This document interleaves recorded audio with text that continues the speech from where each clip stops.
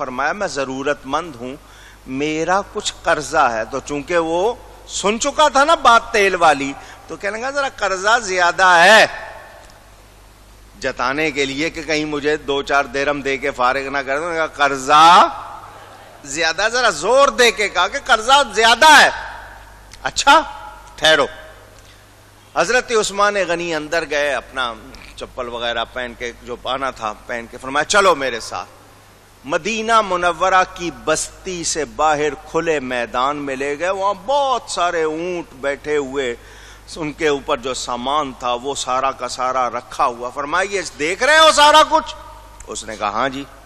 میں میرا ہے یہ سب پھیلا ہوا. فرمایا یہ میں نے تم کو دیا, یہ سب میں نے. آنکھیں پھٹی رہ گئی. اس نے کہا جی اتنا تو نہیں ہے میرا. فرمایا تو ہی کہہ رہا تھا بار بار زور دے کے کہ قرضہ کچھ زیادہ ہے, اور اب کہہ رہا ہے اتنا نہیں ہے. سن اب میں تجھ کو دے چکا. یہ نہیں کہا کہ اچھا پھر جتنا لینا لے رہا. اب میں تجھ کو جو تیری ضرورت سے زیادہ ہے دوسروں کو دے دے. جو تیری ضرورت سے زیادہ ہے وہ دوسروں کو دے دے. اس نے آنکھیں میں اس کی نمی آ گئی, آنسو آ گئے, حیران. کہنے لگا حضرت جی ایک بات پوچھنی ہے. بولو. جب میں آپ کے دروازے پہ آیا تو آپ کی آواز میرے کانوں میں پڑ گئی, آپ بیوی کو ڈانٹ رہے تھے. بتی تھوڑی سی موٹی ہو گئی, وہ 1 پیسہ 1.5 پیسے کا اگر زیادہ تیل پی جاتی تو کیا فرق پڑتا. یہ لاکھوں کا مال مجھے دے دیا, وہاں 1 پیسے کے لیے ڈانٹ رہے ہیں. فرمایا تو نے صحیح سنا ہے. اس نے کہا جی سمجھ نہیں آئی. کہاں یہ لاکھوں کا یوں ہی دے دیا اور وہاں 1 پیسے کے لیے. فرمایا اس کا حساب رب کو دینا ہے, اس کا ثواب رب سے لینا ہے. اللہ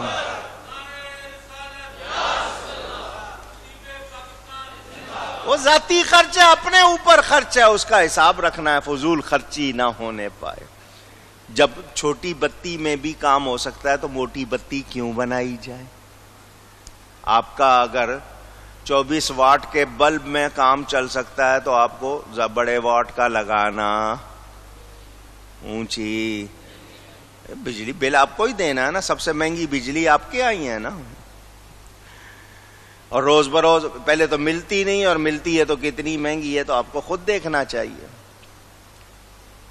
ہم تو حیران ہوتے ہیں جب بل آتا ہے کہ جی بل بنانے والے کون ہیں. وہ تو اب جا کے پتا چلا کہ یہ جو کے الیکٹرک ہے آپ کی, جس کو آپ کراچی الیکٹرک کہیں یا کے الیکٹرک کہیں, اس کے ڈائریکٹر تو یہودی ہیں. تو مسلمانوں کی جیب میں کچھ رہنے دیں گے؟ یہ تو حال ہے ہمارا. اللہ کی پناہ میرے دوستوں اور بزرگوں. حضرت عثمان غنی رضی اللہ تعالی عنہ کی یہ شان کہ انہوں نے رسول اللہ صلی اللہ علیہ وسلم سے جنت خریدی. اپنے بزرگوں سے ایک جملہ میں سنا کرتا تھا بچپن میں, اللہ دے تو عثمانی خزانہ دے, قارونی خزانہ نہ دے.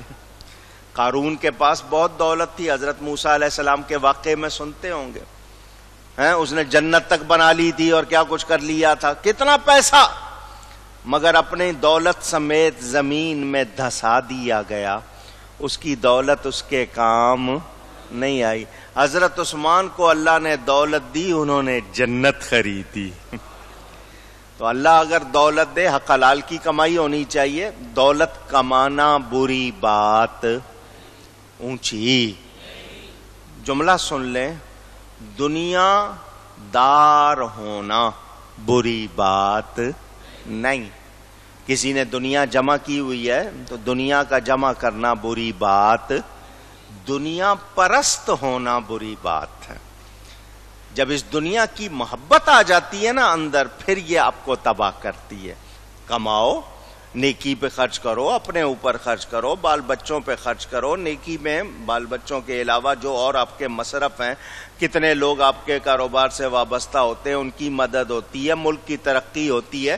تو مال کمانا، دنیا دار ہونا بری بات نہیں. حرام کمانا یا مال کی محبت اندر آ جانا یہ بری بات ہے، یہ آپ کو تباہ کرتی ہے. بزرگوں کا قول میں نے آپ کو سنایا ہوا ہے نا، حضرت سیدنا نظام الدین اولیاء کا وہ جملہ، کیونکہ آپ کے ہاں جانوروں کو باندھنے کے لیے جو زمین میں میخیں لکڑی کی ہوتی ہیں یا لوہے کی، آپ لوگ ٹینٹ باندھتے ہو نا، تو اس طرح میخیں گاڑتے تھے جانوروں کو باندھنے کے لیے، تو وہ بھی سونے کی تھی.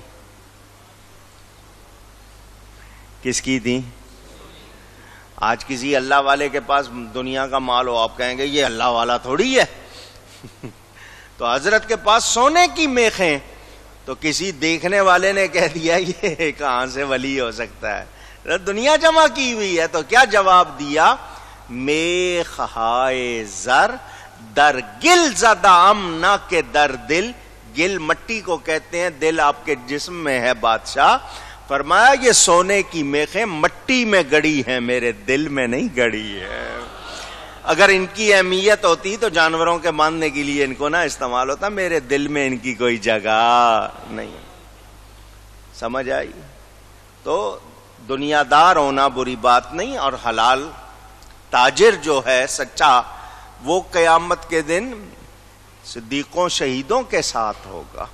جو سچا تاجر ہے، تو اچھی تجارت کرنا بہت اچھی بات. میرے دوستوں اور بزرگوں، حضور اکرم صلی اللہ علیہ وآلہ وسلم کے یہ پیارے حضرت عثمان غنی رضی اللہ تعالی عنہ، بخاری میں حدیث پاک موجود ہے، حضرت انس رضی اللہ تعالی عنہ راوی ہیں. میرے پیارے نبی پاک صلی اللہ علیہ وسلم احد پہاڑ پر تشریف لے گئے. مدینہ منورہ کے ایک طرف یہ پہاڑ اپنا سینہ پھیلا کر کھڑا ہوا ہے. اس کو میرے نبی نے ایک سند دی ہے.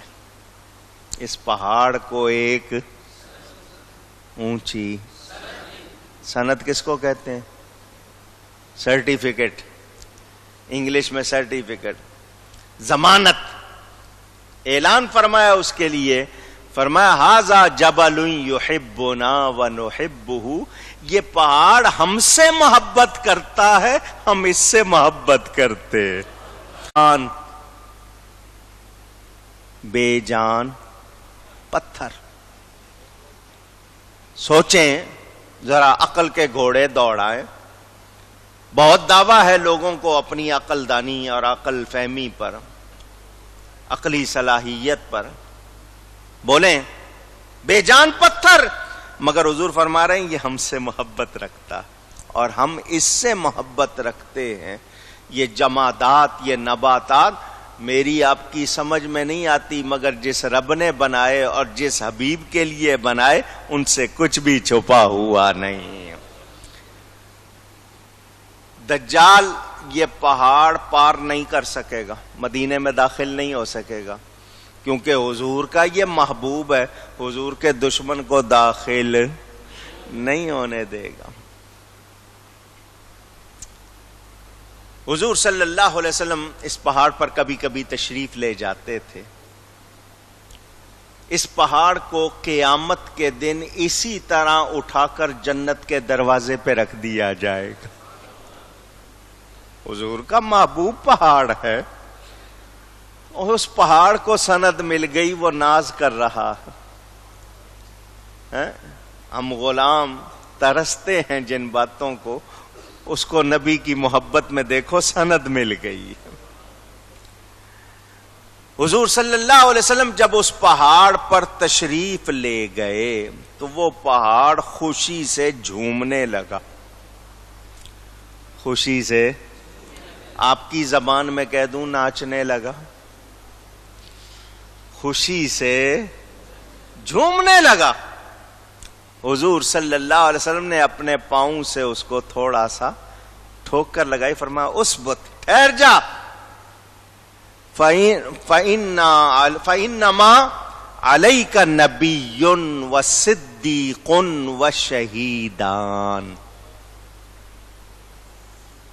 نبی کے علم کے بارے میں شبہ کرنے والوں، فَإِنَّمَا حسر کا کلمہ کیا فرمایا؟ اور ٹھہر جا پہاڑ، تجھ پر ایک نبی ہے، ایک صدیق ہے اور 2 شہید ہیں. اس وقت حضور صلی اللہ علیہ وسلم، حضرت ابو بکر، حضرت عمر، حضرت عثمان یہ تھے. حضور کو یہ بھی پتا ہے کہ حضرت عمر اور حضرت عثمان دونوں نے شہید ہونا ہے، پہلے سے اعلان فرما رہے ہیں. یہ آپ نے یہ بھی بات سنی، بخاری شریف کی روایت سنا رہا ہوں. پہاڑ کی محبت بھی سن لی اور حضرت عثمان غنی رضی اللہ تعالی عنہ کی فضیلت بھی آپ نے سن لی. ترمذی شریف میں حدیث موجود، حضور اکرم صلی اللہ علیہ وسلم کے صحابی حضرت ابو موسیٰ اشعری رضی اللہ عنہ راوی، بیر عریس مدینہ منورہ میں اس بیر روما کے بعد حضور صلی اللہ علیہ وسلم نے قیام فرمایا تو بہت سارے کنویں بنائے گئے تھے. 35 کنویں تھے. کتنے؟ اونچی. کچھ حضور صلی اللہ علیہ وسلم کے سامنے بنے اور کچھ بعد میں. اب ان میں سے ایک بھی نہیں ہے، سب بند کر دیے گئے. کیوں؟ ان کے نزدیک ان کنوؤں کا پانی اگر کوئی تبرک کے طور پہ لیتا تھا ان کو پسند نہیں، بند کر دیے. اللہ معاف کرے، اللہ تعالی ہم سب کو غیرت عطا فرمائے. بیر کنویں کو کہتے ہیں، اس کے ساتھ باغ تھا. حضور صلی اللہ علیہ وسلم اس میں تشریف فرما تھے. حضرت ابو موسیٰ اشعری کہتے ہیں حضور نے مجھ سے فرمایا دروازے پہ چلے جاؤ، جو اندر آئے گا اس کو جنت کی خوشخبری دے دینا. کہتے ہیں میں گیا تو حضرت ابو بکر تشریف لائے. حضور کے حکم کے مطابق انہوں نے ان کو جنت کی خوشخبری دے. حضور نے فرمایا جاؤ اب جو آئے گا اس کو بھی جنت کی خوشخبری دینا. وہ پھر گئے، حضرت عمر آئے، انہوں نے ان کو بھی جنت کی خوشخبری سنا. فرمایا جاؤ اب جو آئے گا اس کو بھی خوشخبری سنانا. حضرت عثمان آئے. جب وہ آئے اندر حضور نے فرمایا اے عثمان تجھے ایک مصیبت آئے گی، صبر کرنا. مصیبت، جو بات آپ کو پہنچتی ہے اس کو کیا کہتے ہیں؟ مصیبت. جو پہنچے اس کو کیا کہتے ہیں؟ مصیبت آئے گی تجھے، اس میں صبر کرنا. اور سن، یہ بھی ترمذی شریف میں حدیث، ایک فتنہ اٹھے گا، فساد ہوگا اور اس میں تجھے مظلومانہ حالت میں قتل کیا جائے گا. حضور صلی اللہ علیہ وسلم نے پہلے بتا دیا فتنہ اٹھے گا اور تو مظلومی کی حالت میں ہوگا، تجھے قتل کیا جائے گا. اے عثمان جب تجھے قتل کیا جائے گا تو روزے سے ہوگا. میرے نبی سے کچھ بھی چھپا ہوا نہیں. فرمایا تجھے قتل کیا جائے گا جب تو روزے سے ہوگا، تجھے پانی پلانے کی کوشش کی جائے گی. اے عثمان پانی نہ پینا، روزہ میرے پاس آ کے کھول. حضور صلی اللہ علیہ وسلم نے یہ بھی بتا دیا. چنانچہ حضرت عثمان فرماتے تھے ان رسول اللہ صلی اللہ علیہ وسلم ذو عہد الی عہدا وانا صابر علیہ. حضور نے مجھ سے وعدہ لے لیا تھا، میں اس پر صابر رہوں گا، پکا رہوں گا. اتفاق سے گزشتہ 2 جمعوں میں تفسیر کی ترتیب میں جو آیتیں آئی ہیں اس میں میں نے آپ کو یہ واقعات سنائے.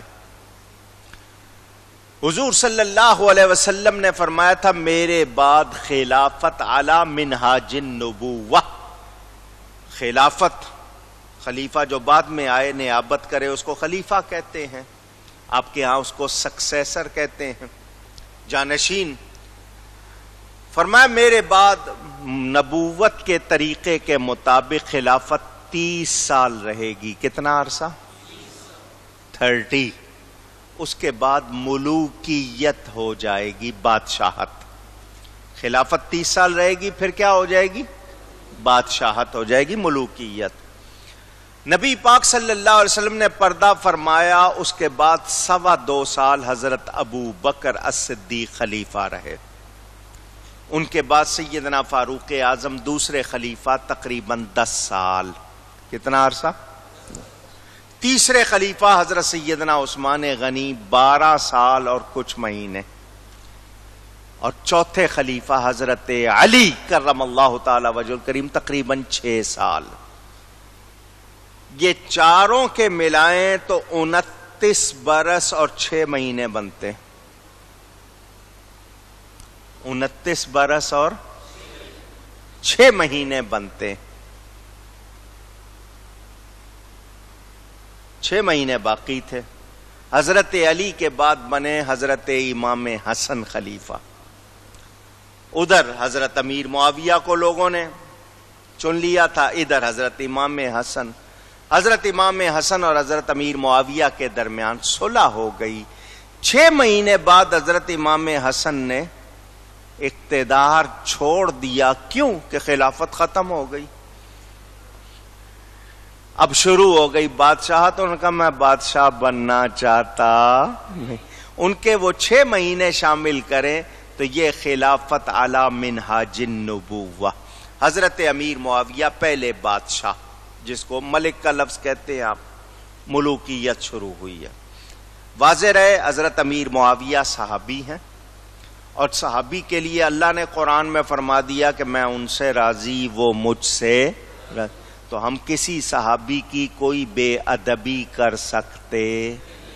اونچی کوئی بات ہمیں سمجھ میں آئے یا نہ آئے، ہماری سمجھ کا قصور، ہم ان کے بارے میں کوئی بے ادبی کریں گے اپنے ایمان کا نقصان کریں گے. سمجھ آ رہی ہے بات؟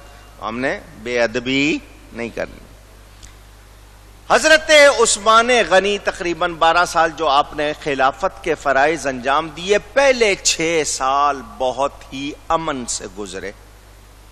حضرت عمر فاروق 44 ملک فتح کر چکے تھے. کچھ علاقے نئے نئے تھے. یہودیوں کو پہلے خیبر سے نکالا، پھر بیت المقدس سے بھی نکال دیا. ان کو بڑا صدمہ تھا کہ ہمارے علاقے ہم سے چھن گئے، ہماری جو بھی چودراہٹ تھی وہ بھی ختم ہو گئی، ہماری دولت بھی چلی گئی. اب ہم معتوب بھی ہیں، اپنے علاقوں میں بھی نہیں جا سکتے. افرادی قوت نہیں ہے، مین پار نہیں ہے، ہم لوگ زیادہ نہیں ہیں، مسلمانوں سے مقابلہ نہیں کر سکتے، کیونکہ ان کی شرارتیں ختم نہیں ہوئی، آج تک ختم نہیں ہوئی. کہا جاتا ہے نا دنیا میں جہاں کہیں بھی کوئی فساد ہے اس کے پیچھے ضرور یہودی کیڑا ہوگا. بڑی مشہور بات. ہٹلر نے مارا تھا، اس کے بارے میں کہا جاتا ہے اس نے کچھ چھوڑ دیے تاکہ لوگوں کو پتا چل جائے کہ میں نے کیوں مارا ہے ان کو. لیکن اس کا مارنا اور بات ہے. ہم جو بات کر رہے ہیں ایمان کے حوالے سے، ہمارا ہاں جہاد ہوتا ہے، اور وہ بھی یہ نہیں ہے کہ ہم جہاد کی تمنا کریں. ہمیں منع کیا گیا جہاد کی تمنا نہ کرو، لیکن جہاد آ جائے پھر پکے رہو، پھر ڈٹ جاؤ، پھر ہلنا نہیں. جنگ کی تمنا نہیں کرنی چاہیے، لیکن جنگ آ جائے تو پھر پیچھے ہٹنا نہیں ہے. حضرت عمر فاروق رضی اللہ تعالی عنہ کا دور، اس میں بہت قوت تھی مسلمانوں کی، ان ظالموں کو موقع نہیں ملا. حضرت عثمان غنی کا شروع ٹائم بہت اچھا. آخری 6 برسوں میں ان فتنوں نے سر اٹھایا. کچھ لوگ کھڑے ہوئے. میں نے آپ کو سارا واقعہ سنایا تھا، بہت مختصر کر کے پھر سنا رہا ہوں. عبداللہ بن سبا نام ہے آدمی کا، یہودی تھا. کون تھا؟ آواز لگاؤ نا، یاد ہو جائے آپ کو. عبداللہ بن سبا نام تھا، ابن سبا اس کو کہتے ہیں. اس نے یہودی سرداروں کو، بڑے بڑے وڈیروں کو جمع کیا. کیا حال ہے؟ ان کا حال کیا ہونا ہے، زمینیں چھن گئی ہیں، ساری طاقت ختم ہو گئی ہے، نکال دیے گئے گھروں سے بھی، وطن سے بھی، اس نے کہا چاہتے ہو دوبارہ لینا، کیسے ملے گا؟ مسلمانوں سے مقابلہ کون کرے؟ اس نے کہا اپنے خزانوں کے منہ کھول دو، میرا کہنا مان لو، جس طرح میں کہتا ہوں کرو، میں تمہیں سب کچھ دلوا دوں گا۔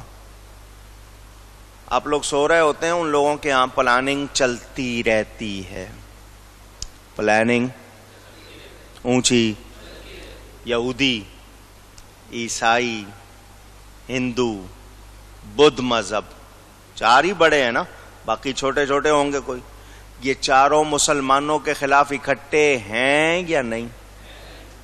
آواز آئے نہیں، مجھے جس طرح کی آواز چاہیے وہ آئے، مہربانی۔ آپ نے آواز نکالی، بہت شکریہ۔